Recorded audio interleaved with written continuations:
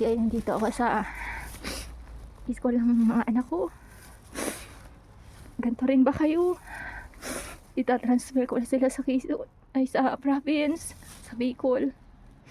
Sa 16 years namin na paninirahan dito sa Baguio. Dito sa Baguio City, kailangan na namin umuwi ng province. Nakakalungkot kasi mahiwalay sa akin yung mga anak ko ng ilang buwan.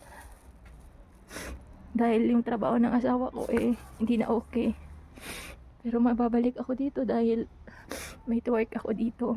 At saka hindi pwedeng isa sa amin mawala ng trabaho dahil hindi madali ang buhay. Kakalungkot kasi matagal na pa ako tumira dito. Marami din alaala na nabuo. Kasama ang mga co-parents, mga bata. Ayan. Ayan yung school, bundok. Umiiyak ako kasi bilang isa, nagiging emotional tayo kasi mahirap, di ba? Ito yung daanan dito. Kayo din, di ba, pag parang mawalayo kayo sa mga anak ninyo ng kahit buwan lang araw, hindi madali.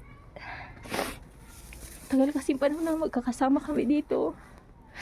Pero may mga pangyayaring hindi mo maipaliwanag na kailangan sa sandaling panahon magkahiwa-hiwalay muna. Pero sa tamang panahon, gumayos na ang lahat. Kasama ulit kami sa province. Siguro, kung ibibigay ni Lord ulit, babalik ako dito sa Baguio kasama mga anak ko. Pag maging maayos sa mga buhay, pag maayos na siguro sila, no? Di mas mangarap. Maging turista na lang tayo.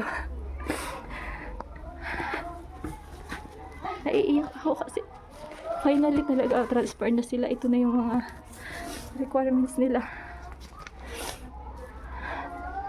Hindi madali sa akin. So, laban ko. Hello, ma'am.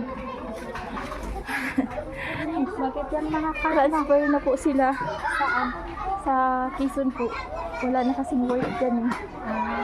Sige po, ma'am. Sige po. Sige po. Hello, ate. Okay kayo doon? Okay. Kasi namin.